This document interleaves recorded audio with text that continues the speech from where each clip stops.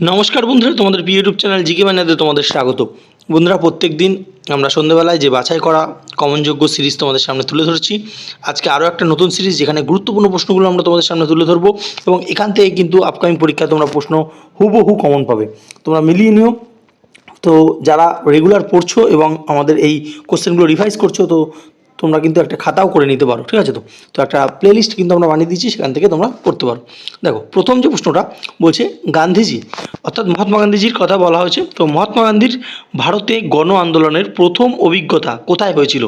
Option A Bardoli, option B Rowlatt Satyagraha, option C Chauri Chaura, না option D Champaran. উত্তর কী হবে? উত্তর হবে অপশন ডি চম্পারণ। দেখো, চম্পারণ যে সত্যাগ্রহ হয়েছিল সেটা কিন্তু গান্ধীজির প্রথম অভিজ্ঞতা ছিল, ঠিক আছে? তো এবং চম্পারণ সত্যাগ্রহ থেকে যে প্রশ্নটা আসে যে এটা কত সালে হয়েছিল, এটা 1917 সালে হয়েছিল, ঠিক আছে? কোথায় হয়েছিল? এটা হয়েছিল বিহারের চম্পারণ বলে একটা জায়গা আছে, সেই চম্পারণে কিন্তু এটা হয়েছিল, ঠিক আছে? তো নীল চাষিদের যে কর বাড়িয়ে দিয়েছিল ব্রিটিশ সরকার, তার বিরুদ্ধে কিন্তু তার এই আন্দোলন ছিল। নেক্সট আমরা দেখব ডান্ডি মার্চ। তো ডান্ডি মার্চ কোন আন্দোলনের সঙ্গে যুক্ত? হোম রুল আন্দোলন, অসহযোগ আন্দোলন, আইন অমান্য আন্দোলন, না ভারত ছাড়ো আন্দোলন? তো উত্তর কী হবে? উত্তর হবে অপশন সি আইন অমান্য আন্দোলন। দেখো, ডান্ডি মার্চ কত সালে হয়েছিল এটা যদি জানো তাহলে কিন্তু তুমি বুঝতে পারবে। তো ডান্ডি মার্চ হচ্ছিল 1930 সালে। তো ঠিক 1930 সালেই কিন্তু আমরা দেখেছি কি আইন অমান্য আন্দোলন হতে, ঠিক আছে? ভারত ছাড়ো আন্দোলন কবে হয়েছিল? 1942 সালে ভারত ছাড়ো আন্দোলন হয়েছিল, ঠিক আছে? আচ্ছা, অসহযোগ আন্দোলন কবে হয়েছিল? 1920-তে অসহযোগ আন্দোলন হয়েছিল, ঠিক আছে? নেক্সট আমরা দেখে নেব যে 3 নম্বর যে প্রশ্নটা, যে আত্মীয় সভা বা ব্রাহ্ম সভা এটা কে প্রতিষ্ঠা করেছিলেন? দেবেন্দ্রনাথ ঠাকুর, কেশবচন্দ্র সেন, রামমোহন রায়, না রবীন্দ্রনাথ ঠাকুর? উত্তর কী হবে? উত্তর হবে অপশন সি অর্থাৎ রাজা রামমোহন রায়। তিনি কিন্তু আত্মীয় সভা বা এবং ব্রাহ্ম সভা এই দুটো সভায় কিন্তু তিনি প্রতিষ্ঠা করেছিল। তাহলে কত সালে কোনটা আমরা জেনে নেব। আত্মীয় সভা তিনি প্রতিষ্ঠা করেছিলেন কবে জানো? সেটা হচ্ছে 1815 সালে, ঠিক আছে? আর ব্রাহ্ম সমাজ কবে প্রতিষ্ঠা করেছিল? সেটা হচ্ছে 1828 সালে। এই ব্রাহ্ম সভায় পরবর্তীকালে কিন্তু ব্রাহ্ম সমাজ বলে আমরা জানি, ঠিক আছে?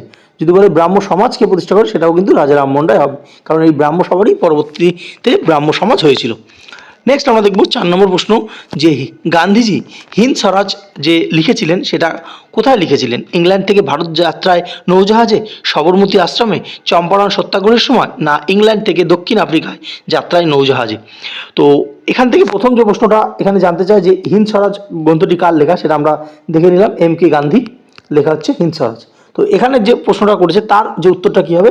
তার উত্তরটা হবে ইংল্যান্ড থেকে তিনি যখন দক্ষিণ আফ্রিকা যাচ্ছিলেন সেই নৌজাহাজে সময় কিন্তু তিনি এই যে বিখ্যাত গ্রন্থটি হিন্দ স্বরাজ লিখেছিলেন, ঠিক আছে? 5 নম্বর প্রশ্ন আমরা দেখব কি বলছে, যে ভারতের কোন নদীর আশেপাশে সবচেয়ে বেশি পাটকল পাওয়া যায়? দামোদর, গঙ্গা, হুগলি, না তিস্তা? উত্তর কী হবে? উত্তর হবে অপশন সি হুগলি। দেখো, গঙ্গা নদীরই কিন্তু একটা নাম হুগলি, আমরা জানি। তো কিন্তু যেহেতু এটা হুগলি নদীর ধারে, তোমরা জানো হুগলি নদীর দুধারে আমাদের যে পাটকলগুলো গড়ে উঠেছে, তো সেই ম্যাক্সিমাম পাটকল কিন্তু এখন বন্ধ হওয়ার উপক্রম। তো যাই হোক, এখানে উত্তরটা কিন্তু হুগলি নদী হবে। নেক্সট 6 নম্বর প্রশ্নটা আমরা দেখব কি বলছে, যে ভারত মহাসাগরে গ্রীষ্মকালে কোন বায়ু প্রবাহিত হয়? উত্তর পূর্ব মৌসুমী বায়ু, দক্ষিণ পশ্চিম মৌসুমী বায়ু, পশ্চিম বায়ু, না মেরু বায়ু? উত্তর কী হবে? উত্তর হবে অপশন বি দক্ষিণ পশ্চিম মৌসুমী বায়ু। তো দেখো, ভারতবর্ষে যদি আমরা নিচের দিকে যে ম্যাপটা এরকমভাবে দেখি, তো এই দিকটা হচ্ছে অ্যারাবিয়ান সি বা আরব সাগর, এদিকটা হচ্ছে বে অফ বেঙ্গল বা বঙ্গোপসাগর। তো বলেছে ভারত মহাসাগর, আর নিচেরটা রয়েছে কি? নিচেরটা রয়েছে আমাদের ইন্ডিয়ান ওসিয়ান। তো এইখান থেকে কিন্তু যে গ্রীষ্মকালে যে বায়ু প্রবাহিত হয় সেই বায়ু কিন্তু দক্ষিণ পশ্চিম মৌসুমী বায়ু, এবং তার ফলে কিন্তু ভারতবর্ষে বৃষ্টিপাত হয়, ঠিক আছে? পরবর্তী প্রশ্ন 7 নম্বর, যে সৌরজগতে বামন গ্রহের সংখ্যা কটি? 9টি, 5টি, অসংখ্য, না 13টি? উত্তর হবে কি? উত্তর হবে অপশন বি অর্থাৎ 5টি। তো কি কি রয়েছে আমরা একবার দেখে নেব। দেখো, 5টা যে আনুষ্ঠানিকভাবে স্বীকৃতি বামন গ্রহ, তার নাম মধ্যে রয়েছে সেরেস, প্লুটো, হাউমিয়া, মেকমেক এবং এরিস। নেক্সট আমরা দেখব কত নম্বর প্রশ্ন, 8 নম্বর, যে কক্ষপথে পৃথিবীর অপসূর অবস্থান দেখা যায় কখন? 4 জুলাই, 21 জুন, 21 মার্চ, না 3রা জানুয়ারি? তো উত্তর কী হবে? উত্তর হবে অপশন এ অর্থাৎ কি 4 জুলাই। দেখো, অপসূর অবস্থান কি তোমরা জানো, এটা যদি সূর্য হয়, ঠিক আছে? তো আর এটা পৃথিবী, ঠিক আছে? তো সূর্য থেকে পৃথিবীর যখন সবথেকে বেশি ডিস্টেন্স হয় তখন তাকে আমরা বলি অপসূর অবস্থান, যেটা 4 জুলাই হয়। আর সূর্য থেকে যে পৃথিবীর দূরত্ব যখন সবথেকে কম হয় তখন তাকে আমরা বলি অনুসূর অবস্থান, যেটা 3রা জানুয়ারি হয়। ঠিক আছে, নেক্সট দেখব যে সার্সিওরি এই কথাটির অর্থ কী। তো 5টা রিডস আছে, তার মধ্যে একটা, কোন অধিকার বন্দি প্রত্যক্ষকরণ আমরা আদেশ করি না বিশেষভাবে জ্ঞাত হওয়া। উত্তর হবে অপশন ডি, বিশেষভাবে জ্ঞাত হওয়া হলো সার্সিওরি কথার অর্থ। 10 নম্বর, পার্লামেন্টের সরকারি গণিতক কমিটি কতজন সদস্যকে নিয়ে গঠিত হয়? 18 জন, 20 জন, 22 জন, না 25 জন? উত্তর হবে অপশন সি, 22 জন। দেখো এর মধ্যে 15 জন হয় লোকসভা থেকে আর 7 জন হয় রাজ্যসভা থেকে। ঠিক আছে, তো মাথায় রাখবে। নেক্সট, ভারতীয় সংবিধানের কোন তালিকায় কেন্দ্র এবং রাজ্যের মধ্যে ক্ষমতা বন্টন রয়েছে? অর্থাৎ যেগুলো state list, central list, concurrent list রয়েছে, 1st, 2nd, 6th না 7th? উত্তর হবে অপশন ডি, 7th শিডিউলে কিন্তু এটা রয়েছে। নেক্সট 12 নম্বর প্রশ্ন, যে হাইকোর্টের বিচারপতিদের অবসর গ্রহণের বয়স কত? 60, 62, 65 না 58? উত্তর কী হবে? উত্তর হবে অপশন বি, 62। দেখো আগে কিন্তু 60 ছিল, পরবর্তীকালে অ্যামেন্ডমেন্ট করে 1963 সালে অ্যামেন্ডমেন্ট করে এটা কিন্তু 62 বছর হাইকোর্টের বিচারপতিদের অবসর গ্রহণ করেছে। নেক্সট, রাউরকেল্লা দুর্গাপুর এই যে লৌহ ইস্পাত কারখানা গঠিত হয়েছিল এটা কোন পরিকল্পনা, পঞ্চবার্ষিক পরিকল্পনা হয়েছে? প্রথম, দ্বিতীয়, তৃতীয় না চতুর্থ? উত্তর কী হবে? উত্তর হবে অপশন বি, দ্বিতীয় পঞ্চবার্ষিকী যে পরিকল্পনা হয়েছিল সেখানে কিন্তু তোমরা জানো ভারী শিল্পের ওপর জোর দেওয়া হয়েছিল। সেই ভারী শিল্পের মধ্যে কিন্তু এই রাউরকেল্লা এবং দুর্গাপুরের লৌহ ইস্পাত কারখানা গড়ে উঠেছে।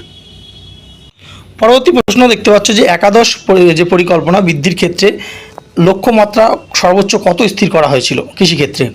3, 3.5, 4 না 4.5? উত্তর হবে অপশন সি, 4%। 15 নম্বর প্রশ্ন, যে কোনটি প্রোটোজোয়া নয়? হাইড্রা, ইউগ্লিনা, অ্যামিবা না প্যারামেসিয়াম? উত্তর হবে অপশন ই, হাইড্রা। হাইড্রা কিন্তু প্রোটোজোয়া না, বাদ বাকি এই 3টি ইউগ্লিনা, অ্যামিবা এবং প্যারামেসিয়াম হচ্ছে প্রোটোজোয়া। 16 নম্বর, একটি ডিম পাড়া স্তন্যপায়ী প্রাণী কোনটি? টালপা, অ্যাগডিনা, টেরোপাস না লেমুর? উত্তর হবে অপশন বি, অ্যাগডিনা। নেক্সট, পিরাঙ্কেল একটি কি? ফুলের বৃন্ত, পাতার বৃন্ত, ফলের বৃন্ত না উপরে কোনটি নয়? উত্তর হবে অপশন বি, পাতার বৃন্ত। পিরাঙ্কেল হচ্ছে একটা পাতার বৃন্ত। 18 নম্বর প্রশ্ন, কোন কোষে সেন্ট্রোজোম থাকে না? বহুবার পরীক্ষায় রিপিট হয়, বিভিন্ন পরীক্ষায়।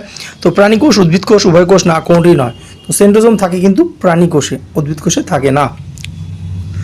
নেক্সট 19 নম্বর প্রশ্ন দেখতে পাচ্ছ যে সল্টলেক স্টেডিয়াম অবস্থিত, যেটাকে আমরা যুব ভারতী ক্রীড়াঙ্গন নামে পরিচিত, এটা কোন শহরে অবস্থিত? দুর্গাপুর, হাওড়া, কলকাতা না শিলিগুড়ি? তো উত্তর কী হবে? উত্তর হবে অপশন সি, কলকাতা। কলকাতায় কিন্তু এই যুব ভারতী ক্রীড়াঙ্গন রয়েছে। নেক্সট, আল্ট্রাভায়োলেট রশ্মি কে আবিষ্কার করে? 4টে অপশন, রঞ্জন, নিউটন, ফিনসেন না কেউই নয়? এটা আজকে তোমাদের হোমওয়ার্ক প্রশ্ন, অবশ্যই কমেন্ট সেকশনে তোমরা জানাও। এবং যারা আমাদের চ্যানেল নতুন, চ্যানেলটা সাবস্ক্রাইব করো এবং তোমাদের পরিচিত কেউ যদি এই পরীক্ষাগুলো দিয়ে থাকে অবশ্যই তাদের শেয়ার করতে ভুলো না। ধন্যবাদ।